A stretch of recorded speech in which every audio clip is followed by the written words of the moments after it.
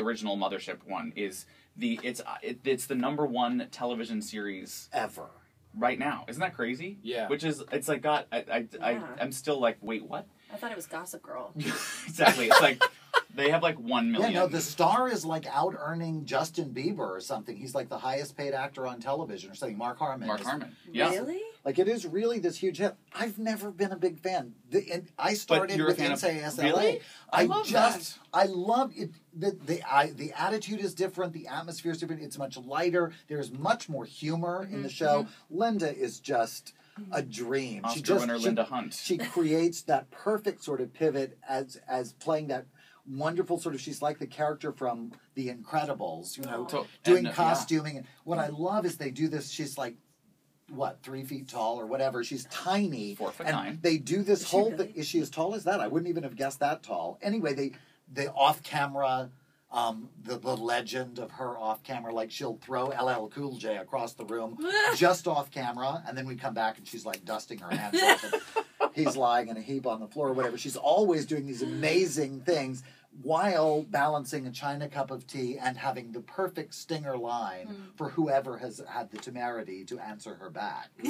That's such a good description of her character. That was so great. Now describe what Barrett's character does. Now, as eloquently. Yes, eloquently. Barrett is like uber squint. He's like this combination of Beach Boy and tech operator Eric Beale is his character. Right, he's this total genius at the internet and the computers and all of he can always is bringing up all of this magic information. Like he's sort of the nerve center. Like the whole show, they go out and tour the world and they come back to Barrett, to Eric.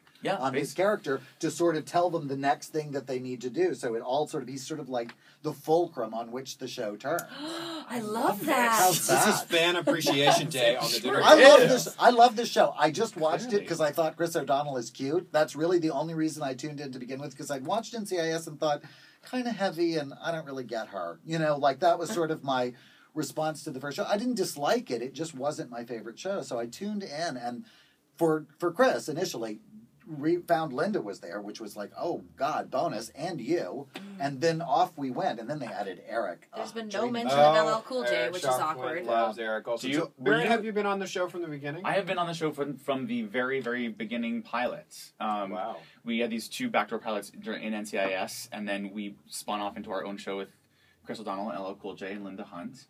And it was we're kind of I was one of the 4 original cast members, and then they've kind of added people and subtracted people, but it's great to be there, and it's the show is fun because it's that procedural crime drama that you kind of all know and love, and that CBS audiences want.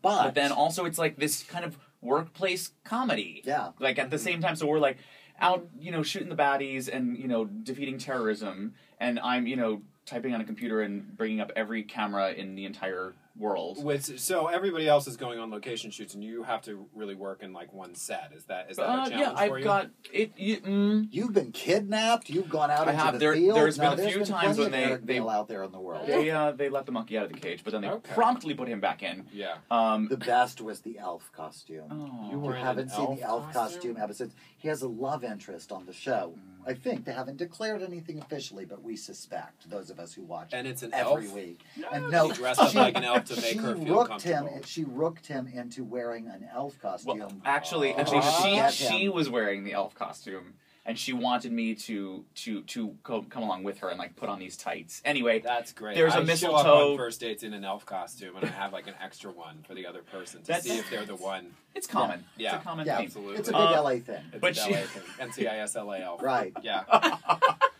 So she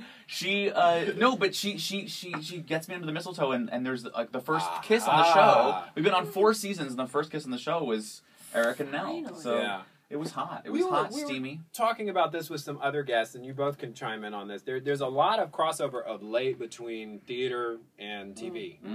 And, this is similar to what was happening with suddenly everyone on TV was a British highly trained actor. Now suddenly everyone on TV is a theater actor or a Broadway veteran. It feels like I said to some people, I said, would we have had Glee be the phenomenon it was if Ryan Murphy hadn't seen Spring Awakening on Broadway? Yeah.